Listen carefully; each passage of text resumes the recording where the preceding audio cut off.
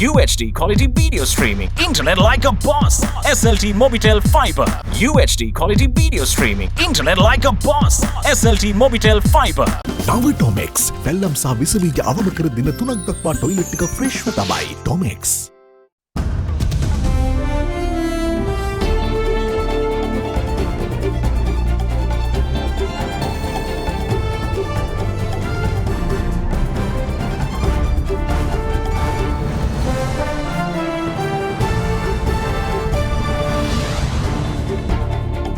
Tonight, have faith. The president pledges to improve farmers' income by 100% as the first SLPP political rally gets underway. EPF and ETF at stake. Labour Minister disagrees with Inland Revenue Department Chief. We have said that it is not liable. Their interpretation is wrong. So that is our position. External perception. The EU insists that Sri Lanka lift import restrictions and takes aim at the PTA. Totally unsubstantiated. The central bank refutes media reports of a looming sovereign default. All that and much more coming up on First at 9, this Wednesday, the 9th of February 2022. Introducing New Hellmann's, the world's #1 mayonnaise brand, now in Sri Lanka. From AdaDerana, this is AdaDerana First at 9. Live from Studio 24 in Colombo. Good evening, welcome to First at 9. I'm Dhammika Kanayaka. Now then, President Gotabaya Rajapaksa today urged the people of Anuradhapura to place their trust in him and in the government as he pledged to increase the farmers' income by 100%. It came during the Sri Lanka Podujana Peramuna's first rally for the year. Also addressing the rally, Prime Minister Mahinda Rajapaksa called on the opposition to leave aside conspiracies and to battle the government on equal grounds. The Sri Lanka Podujana Peramuna worked off a public rally titled Public Rally 2022 today at the Salgado Stadium in Anuradhapura. This is the first public rally which is part of a series of rallies due to be held island-wide. The event was attended by members of the clergy, chairman of the SLPP, Professor G.L. Piris, other SLPP members and representatives of local governing bodies. President Gotabaya Rajapaksa, Prime Minister Mahinda Rajapaksa and Finance Minister Basil Rajapaksa arrived at the rally following religious observations. ඡන්ද පරාද වෙයි කියලා තීන්දුව తీරන ගත්ත උදවිය නෙවෙයි අපි. ඊළඟ ඡන්දෙන් පරාද වෙයි කියලා බයේ රට ගැන තීන්දුව නොගෙන හරියනම් මේ වෙනකොට නොරොච්චෝලේ කල්ලඟුරු බලාගාරයක් නැහැ. නමුත් අපි ඡන්ද ජයග්‍රහණය ගැන හිතන්නේ නැතුව රට වෙනුවෙනුයි ඔබ වෙනුවෙනුයි නොරොච්චෝලේ බලාගාරය හැදුවේ. ඊළඟ ඡන්දයෙන් අපිට පරාද වෙයි කියලා පරාද කරවයි කියලා බයක් තිබුණා නම් වරාය නගරයක් මේ රටට නැහැ. හම්බතට වරායත් මේ රටට නැහැ. ඊළඟට ඡන්දය ගැන හිතුවනම් LTT ත්‍රස්තවාදයට එරියෝ යුදවදින්න අපි සූදානම් වෙන්නෙත් නැහැ. අපි දැනගෙන හිටියා ඒ දේවල් කරනකොට දේශීය ප්‍රතිවාදී ජාත්‍යන්තරයට ගිහිල්ලා කරන දේවල් මොනවද කියලා. අපි දේශපාලන තීන්දුව ගන්නකොට ඊළඟ ඡන්දෙ දිනයිද පරදීද කියලා හිතලා තීන්දුව ගත්ත අය නෙවෙයි. කුමන්ත්‍රණ අත්තරලා ජනතාව අතරට ඇවිත් අපිත් එක්ක සටන් කරන්න පුළුවන් නම් දිනන්න කියලා විපක්ෂයට අභියෝග කරන්න මම සූදානම්. එදා මේ බිමේ ඉඳලම මගේ පළවෙනි මැතිවරණ රැස්වීමේදී ජනහමුවේදී මම තමුන්නාන්සලාට පොරොන්දු වුණා පොහොර නිකම් දෙනවා වීවල සාතික මිල වැඩි කරනවා කියලා. මගේ පළවෙනිම රාජකාරිය වුණේ ඒ බව තමුන්නාන්සලාට මතක් කරන්නට ඕනේ. මම අද කියනවා පොහොර නැතුව හරි පොහොර එක හරි ගොවි ජනතාවගේ ආදායම 100%කින් මම වැඩි කරනවායි කියන පොරොන්දුව මේ අවස්ථාවේ තමුන්නාන්සලාට දෙනවා. අවුරුදු 5ක් පාලනය කරපු අය කෘෂි කාර්මාන්තය වෙනුවෙන් කිසිම දෙයක් නොකරපු අය අද ජනාධිපති සීන මවලා ගොවියව රවට්ටලා මේ රට අවාදයට ගෙනියන්නට ඈස් වෙනවා. අවුරුදු 5ක් තුල මොනවද උනේ? අපි එදා තහවුරු කර ආරක්ෂාව කඩලා දැම්මා. අන්තිමට පාස්කුරිද බෝම්බ ගහලා නැවතුනේ. මේ රටේ තිබුණු බුද්ධි අංශ විනාශ කළා දැම්මා. රණ විරුවන්ව පාවා දුන්නා. ජාත්‍යන්තරයට ගිහිල්ලා මේ රටේ ස්වෛරීත්වය නැති කරා. අපි මේ තත්ත්වය මේ අවුරුදු දෙක තුල නැති කරලා තියෙන බව මතක තියාගන්න. මම තමුන්නාන්සලාගෙන් ඉල්ලා සිටිනවා අපිත් එක්ක එකතු වන්න. මාත් එක්ක එකතු වන්න. විශ්වාසය තවන්න. මේ රටේ දේශීය හා විදේශීය බලවේග මේ රජය කඩන්නට මේ යන ගමන වළක්වන්නට උත්සාහ ගන්නවා. මුළු ලෝකයටම අභියෝගයක් වුණ කොවිඩ් වසංගතය ආවා. නායකෙක් වශයෙන් රජයක් හැටියට අපිට තියෙන්නේ මේ නව අභියෝගවලට මුහුණ දෙන්නටයි. අපි මේ අභියෝගයට මුහුණ දුන්නා. බලන්න අද විවිධ බලවේග හින්දා වැඩ වර්ජන වලට යනවා. මම මේ අයගෙන් ඉල්ලා සිටිනවා මේ වගේ අවස්ථාවක ජනතාව දිහා බලන්න. ඔබේ වගකීම තියෙන්නේ ආණ්ඩුවට නෙවෙයි. ඔබගේ වගකීම තියෙන්නේ ජනතාව වෙනුවෙන් රට වෙනුවෙන් සේවය කරන්න. Minister of Labour Nimal Siripala de Silva says that the issues surrounding the new surcharge tax bill covering the EPF and the ETF is down to the interpretation of the bill given by the Inland Revenue Department chief. He told the Parliament that Monday's Gazette isn't the source of the problem and it goes beyond the budget 2022. On Monday, the 7th of February, the Gazette notification on the surcharge tax bill was published and announced to the public. The bill mooted by the Finance Minister during the budget 2022 has attracted criticism from the opposition. The bill says that individuals, partnerships and businesses earning income exceeding 2 billion rupees for the assessment year starting from the 1st of April in 2020 will be charged a 25% surcharge tax. The biggest concern has been that the surcharge tax bill also covering the EPF and ETF. Tax experts say that the definition of the word company as per the Inland Revenue Act also includes both the EPF and ETF, and as such the two funds are liable for surcharge tax. Today, the matter was raised in Parliament. මේ රටේ සාමාන්‍ය ජනතාව තමන්ගේ ශ්‍රමය කැපකිරීම දහඩිය මහන්සිය තුළ උපයාගත් මුදලට pick pocket ගහන්නද හදන්නේ. මේක මේ ගැසට් එකෙන් ආපු එකක් විතරක් නෙවෙයි. මීට පෙර විශේෂයෙන්ම අයවැය පිළිබඳව මේ කරන්න ඉස්සෙල්ලා ආදායම් බදු දෙපාර්තමේන්තුව මගින් අර්ථ නිරූපණයක් දීලා තියෙනවා. EPF ETF වල මුදල් වලින් කරන ආයෝජන වලින් ලැබෙන මුදල් ඒ පනත යටතේ ආදායමක් හැටියට එන නිසා ඒකට ටැක්ස් එකක් ගෙවන්න ඕන කියලා. නමුත් අපේ අමාත්‍යාංශය පැහැදිලි ප්‍රතිපත්තිමය තීරණයක් අරන් තියෙනවා. ඒක වැරදි. ඒ අර්ථ නිරූපණය වැරදි කියන කාරණේ පිළිබඳව අපි ට්‍රෙෂරි එකට දන්වලා තියෙනවා. දේශීය ආදායම් කොමසාරිස්තුමාට අද ඊයේ නෙවෙයි. දැන් මාස ගාණක් තිස්සේ අපි මේක දන්වලා තියෙනවා. ඉතින් ඒ පිළිබඳව ඒගොල්ලෝ ඉන්ටර්ප්‍රිටේෂන් එකක් දෙන්න ඕනි. We have protested. We have said that it is not liable. Their interpretation is wrong. So that is our position.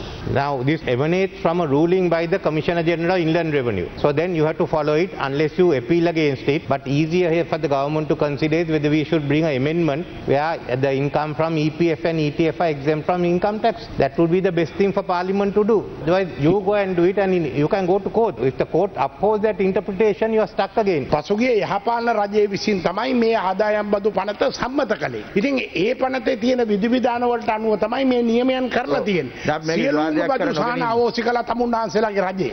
ඒක තමයි කළේ ඒ පනත. ඒ පනතට අනුව තමයි කොමසාරිස්වරයා මේක කියලා තියෙන්නේ. After today's parliamentary sitting, Minister of Labour Nimal Siripala de Silva had this to say. If that act is implemented, that will adversely affect the liquidity of the fund, and several representations I have received from the trade unions and the workers that this is unfair and the government should take action to give exemption to the EPF without collecting this 25% surcharge. I alone can't decide this issue because this comes within the purview of the Treasury, and I have informed the Treasury the demand made by the trade unions and the workers. Now, Minister of Energy Uday Gammanpilla revealed in Parliament today that the plot M2 in the Mannar Basin will be auctioned in March this year, following which excavations will start within 9 to 12 months to access Sri Lanka's oil and gas deposits. The country's energy issues are well documented, with fingers being pointed at the lack of new power plants since 2015 as part of the problem. With the government stepping up its efforts to up renewable energy production, talks of exploiting Sri Lanka's own oil and gas deposits have gained traction. While answering the questions about the deposits in Parliament today, Minister of Energy Uday Gammanpilla gave a scientific estimation of the size of the deposits. නිදි ගණන නිශ්චිත නැතත් කැණීම් කටයුතු සඳහා සමස්ත ලංකා මූදු ප්‍රදේශය මන්නාරම් ද්‍රෝණිය, කාවේරි ද්‍රෝණිය සහ ලංකා ද්‍රෝණිය ලෙස බෙදා ඇති අතර සෑම ද්‍රෝණියකම තෙල් සහ ගෑස් පවතින බව තහවුරු කරගෙන ඇත. එකී සමස්ත ප්‍රදේශයේම බිම් කැබලි 873කට බෙදා ගවේෂණ කටයුතු ආරම්භ කර ඇත. මන්නාරම් ද්‍රෝණිය සම්බන්ධයෙන් පමණක් විද්‍යාත්මක තක්සේරුවක් සිදු කර තිබෙනවා. ඒ විද්‍යාත්මක තක්සේරුව අනුව බොරතෙල් බැරල් බිලියන 2ක් සහ ස්වාභාවික වායු ඝනාඩි ට්‍රිලියන 9ක් ගෑස් සහ තෙල් තිබෙන බවට දල ඇස්තමේන්තුවක් කරලා තිබෙනවා. On the question whether the government expects to enter into partnership with a foreign state or a private entity in oil exploration, the subject minister had this to say.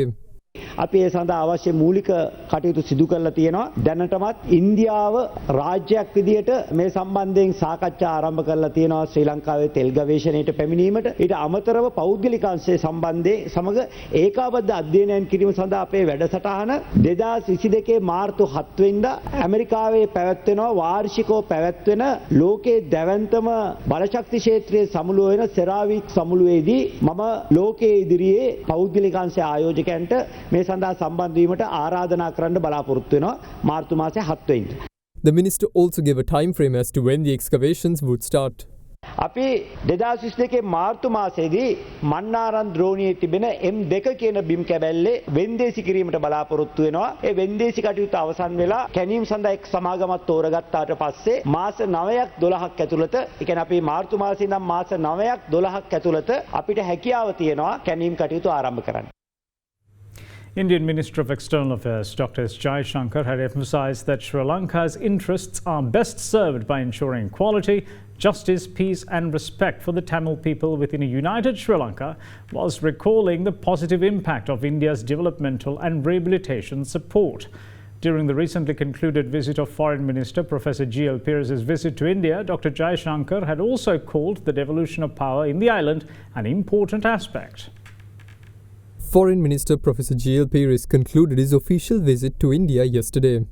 Professor Peirce had met with his Indian counterpart Dr. S. Jaishankar and had held bilateral talks on a range of topics. A communique on the Foreign Ministry said that discussions included economic cooperation, power and energy cooperation, connectivity, etc., with particular attention falling on the energy security of Sri Lanka. The prospects for renewable energy cooperation, particularly in wind and solar power sectors, had also been discussed. On the economic front, potential for Indian investments in priority sectors such as pharmaceuticals, food processing and manufacturing had been explored. The ways and means to harness the growing Indian outward tourism to revive the tourism industry in Sri Lanka had been discussed. The two ministers had also agreed on the early finalization of several agreements and MOUs in the area of defence, culture and education. On the fishermen issue in the north, terming it as a flashpoint, the foreign minister had pointed out that it has become a recurring issue, assuming a different complexion. The two sides had agreed on the urgent need to convene all bilateral mechanisms in this regard. Foreign Minister Professor G.L. Peirce had also extended an invitation to his Indian counterpart Dr. Jaishankar to visit the island in an official capacity in March this year. In the meantime, a communique issued by the Indian Ministry of External Affairs notes that Sri Lankan Foreign Minister also updated Dr. Jaishankar on the steps taken by the Sri Lankan government on human rights and reconciliation. Further, quote, recalling the positive impact of India's developmental and rehabilitation support, the External Affairs Minister emphasized that Sri Lanka's interests are best served by ensuring equality, justice, peace and respect for all the Tamil people within the united Sri Lanka. Devolution of power is an important aspect of this process. Sri Lankan Foreign Minister Professor G.L. Peirce had also met with National Security Advisor of India Ajit Doval yesterday. In the meantime, speaking to an India media outlet, Professor Peirce reiterated that Sri Lanka will never allow its territory to be used against India. There is no way that Sri Lanka is going to allow any part of its territory to be used to in any way jeopardize the security and the well-being of any friendly country, least of all India. It's simply not going to happen. There's no exclusivity with regard to Sri Lanka's foreign policy, and we have not felt threatened by loans which we have obtained from China or the nature of the economic relationship. The foreign minister also spoke about the notion of Sri Lanka being caught in a Chinese debt trap, especially in relation to the Hambantota port. There was absolutely no question of Sri Lanka getting caught in a debt trap, that Sri Lanka not being able to pay its loans And then equity, ownership having to be surrendered, it never happened because the ownership, the control of the port was in the Sri Lanka Ports Authority. So we managed these transactions in such a manner as to not jeopardize Sri Lanka's vital interests. On the possibility of terrorists using the island to infiltrate India, the foreign minister had this to say. We will not allow it to spread in our country, nor will we allow Sri Lankan soil to be used as a launching pad for extremism elsewhere. I mean, it is even a question of self-interest. We are involved in it and we want to protect ourselves. We want to protect India. We want to protect neighboring countries. That protective action is also essential for Sri Lanka's own well-being. The European Union has criticised Sri Lanka for not including what it termed important elements in the gazetted Prevention of Terrorism Amendment Bill. During the Joint Commission of the EU and Sri Lanka, the bloc has also asked to reduce the use of the PTA in the interim. What's more, the EU has also called for the lifting of import restrictions. The 24th meeting of the Joint Commission between the European Union and Sri Lanka was worked off yesterday in Brussels. The meeting was co-chaired by Deputy Managing Director for Asia and the Pacific at the European External Action Service, Paolo Pampaloni, and Foreign Secretary Admiral Professor Jayanath Kolomage. A joint communique said that a wide range of topics of bilateral interest were discussed. With respect to the COVID-19 pandemic, the EU had congratulated Sri Lanka on the country's effective vaccine strategy. Sri Lanka, meanwhile, had praised on progress in reconciliation and in the independent institutions, notably the Office of Missing Persons, the Office of Reparations, the Office for National Unity and Reconciliation, and the Human Rights Commission of Sri Lanka. The EU had strongly encouraged Sri Lanka to continue cooperation and engagement with the Human Rights Council and its mechanisms. On the island's Prevention of Terrorism Act, the EU had welcomed the submission by the Sri Lanka government of amendments to the Act. However, the EU had noted that important elements had not been included in the amendment bill gazetted. The joint communique says that Sri Lanka took note of the views expressed by the EU to take further steps to make the PTA fully compliant with international norms. In the interim, the EU had also urged Sri Lanka to continue reducing the use of the PTA and to undertake further practical and administrative steps to release on bail those detained under the PTA without charges. On bilateral trade relations, the EU had strongly urged Sri Lanka to lift the import restrictions which are preventing many European products from entering the Sri Lankan market. Sri Lanka, however, had clarified that it has imposed temporary import restrictions on non-essential items strictly as an interim measure due to a foreign exchange shortfall resulting from the impact of the global pandemic, adding that these measures are subject to continuous and progressive review. On the GSP Plus concession, the EU had acknowledged the constructive engagement by the Sri Lanka stakeholders during the GSP Plus monitoring mission in September 2021. The two sides had reviewed Sri Lanka's compliance with 27 international conventions related to human rights, labour rights, protection of the environment and good governance covered by the GSP Plus scheme, with EU inviting Sri Lanka to provide further updates on progress. The ongoing cooperation in the area of security and counter-terrorism had also been reviewed by the two sides, and Sri Lanka had appreciated the EU's continued listing of the Liberation Tigers of Tamil Eelam as a terrorist organisation. We will see shortly. Bear with us.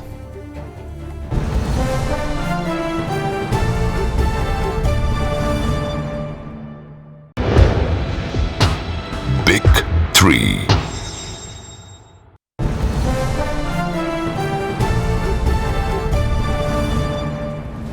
Welcome back. You're watching First at 9. Now, the Sri Lankan High Commission in Canada has issued a statement refuting allegations of what some faction alleged to be Tamil genocide in Sri Lanka. It expressed disappointment at the Ontario Legislative Assembly passing legislation recognising a Tamil Genocide Education Week, with its education minister also supporting the false narrative, despite the Canadian central government saying that there hasn't been such a finding. The Sri Lankan High Commission in Canada issued a statement earlier last week refuting the allegation of Tamil genocide to have taken place during the final phase of the conflict in Sri Lanka. The statement said that the Private Member Bill 104 on Tamil Genocide Education Week that was passed in the Canadian province of Ontario has caused a strain in the inter-community relations among the Sri Lankan community due to this false narrative. It added that the Sri Lankan High Commission was disappointed to note that the Minister of Education in Ontario Stefan Lech, had supported this narrative of Tamil genocide. The statement noted that the repeated use of the word Tamil genocide, dissension and prejudice amongst the children and community of Sri Lankan Canadians living in Ontario. As such, the High Commission said that these allegations need to be refuted in the interest of social harmony and to prevent the spread of fallacies about Sri Lanka in the international community. It also noted that the Department of Foreign Affairs, Trade and Development, in a diplomatic note dated for the 7th of April 2021, cleared the air on the Canadian government's stand on the conflict between the LTTE and Sri Lanka. The High Commission said that the department officially confirmed that the Government of Canada has not made a finding that there was a genocide in Sri Lanka, adding that the Government of Canada has prescribed the LTTE as a terrorist organization. The statement also noted that the Sri Lankan High Commissioner in Canada has extended an open invitation for those who are committed to the peace and reconciliation progress of Sri Lanka to visit, meet and have a dialogue with him on this subject. The central bank today refuted certain media reports which said that Sri Lanka is on the verge of a sovereign default. Issuing a statement, the central bank called the reports totally unsubstantiated and also expressed disappointment about the relevant reports carrying what it said many obviously factual inaccuracies. As such, the CBSL gave assurance to both the local and international investor community and the public that the government and the CBSL are committed to honour all forthcoming debt obligations. It says that with the repayment of international sovereign bonds totaling $2.5 billion from January 2020 onwards, the total outstanding ISBs have now reduced to $12.55 billion and will reduce to $11.55 billion by July 2022, broadly in line with the government's strategy to reduce ISB debt gradually to around 10% of the GDP.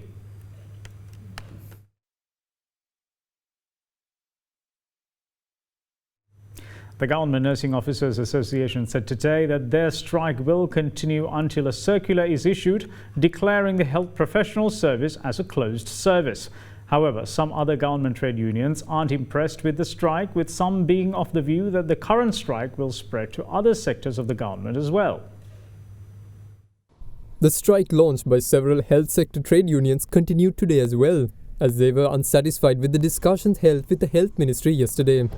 Just as it was yesterday, it was the patients that suffered. වර්ජනය කරලා තියෙන්නේ අපිට ඊටාම වැදගත් වෙන කාර්ය මණ්ඩල කිහිපයක්. අමාරුවෙන් වුණත් අපි මේ එදිනෙදා රාජකාරී කටයුතු කරගෙන යනවා. මම බලාපොරොත්තු වෙනවා ඉක්මනටම වර්ජනය නිමා වෙයි කියලා. දැන් බෙහෙත් දෙන එක සම්බන්ධයෙන් අපි විකල්ප ක්‍රියාමාර්ගයකට අරගෙන තියෙන්නේ ඔසුසල හරහා බෙහෙත් නිකුත් කිරීම. ඒ වගේම ජාතික රෝහලට හැකියාව තියෙනවා එක්ස්රේ ගන්න ඕන නම් CT එකක් ගන්න ඕන නම් පෞද්ගලික අංශය ලවා ඒ කාර්යය ඉෂ්ට කරගන්න. නමුත් අපිට මේක හැමදාම කරන්න බලාපොරොත්තුවක් නැහැ.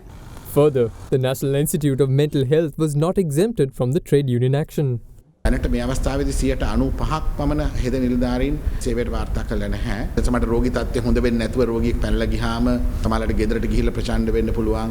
සියලුම වෘත්තීය සමිති වලින් ඉල්ලා සිටිනවා මානසික රෝහලේ නේවාසිකව ගන්න ප්‍රතිකාර ගන්න රෝගීන්ට බලපාන විදිහට වෘත්තීය සමිති ක්‍රියාමාර්ග කරන්න එපා කියලා. Meanwhile, speaking at a media briefing today, Government Nursing Officers Association quizzed the Ministry of Health as to why 2 weeks are needed to issue a circular declaring health professional services as a closed service. Further, they asked whether the Secretary of the Ministry of Health is taking responsibility for the patients affected as a result of the ongoing strike if it continues for 2 weeks until a circular is issued. In the meantime, several government medical trade unions also criticized the ongoing strike. විශ්වාස කරනවා මේ ප්‍රශ්නේ මෙතන නවතින එකක් නෑ රාජ්‍යාංශ සියල්ලට මේක පැතිර යාවි මේ පිටිපස්සේ ඉන්නේ දේශපාලන පක්ෂ කිහිපයක් කවිකුණු දේශලා පටලවාගෙන තියෙන දෙයක් තමයි Tamanට කන්න බොන දෙන මහජනතාවයි තමන්ගේ වෘත්තීය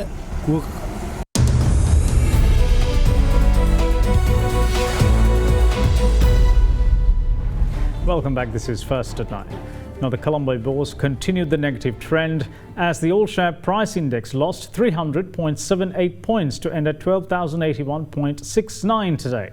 The S&P SL20 index, meanwhile, ended at 4,052.58, following a loss of 113.02 points. The market turnover was 5.2 billion rupees. Now, here's Dimantha Mathi with a brief report on today's market performance. Today we saw a major dip in the market as the ASPI dropped by around 300 points during the day, and with it we saw the overall index closing in on the 12,000 mark. However, managed to close today at 12,081 points. Overall, we are seeing a significant sell-off in the market. We could say some of the retail segment of investors are having some sort of panic selling in the market as well. Overall turnover levels are around 5.2 billion rupees, and with it we are seeing a 2.5 week low level of turnover today, and even the number of transactions, if you take, are around the 51,000 mark.